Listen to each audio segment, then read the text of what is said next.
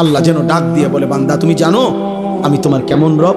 24 ঘন্টা তোমার অজান্তে, তুমি জানো না, বুঝো না, বলো নাই, আমি রব্বুল আলামিন এমন রব 24 ঘন্টা অস্তিত্বের প্রথম সেকেন্ড থেকে নিয়ে শেষ পর্যন্ত জীবনের সকল প্রয়োজন, জীবনের সকল আয়োজন, হৃদয়ের প্রতিটা স্পন্দন, নিঃশ্বাসের প্রতিটা নড়াচড়া, দেহের পুরা অঙ্গ প্রত্যঙ্গের নড়াচড়া আমি আল্লাহ যা ঠিক ঠিক মতো তোমার পৌঁছাচ্ছি, করে দিচ্ছি।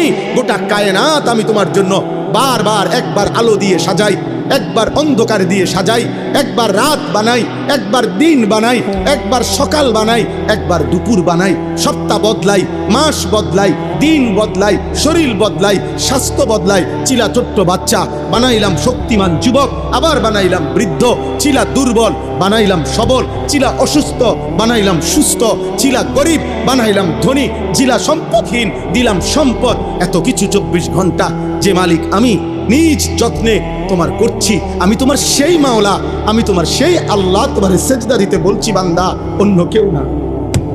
আমি তোমার বড় বেশি আপনজন।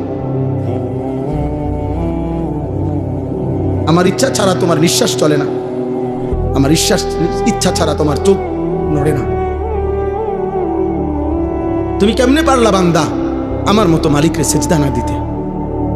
বলো না আব্বা, বলো না ভাইয়া, আমার প্রিয় সন্তান বলো। 16 বছর যেই ছেলের এত অল্প বয়সে এক ওয়াক্ত নামাজ পড়ো না, আগামী 40 বছর পর্যন্ত তোমারে যদি আল্লাহ হায়াত দেয়, সেই পর্যন্ত তোমার নাফরমানির অবস্থা কি হবে? আল্লাহ তোমারে কোনো কিছু দেয় নাই।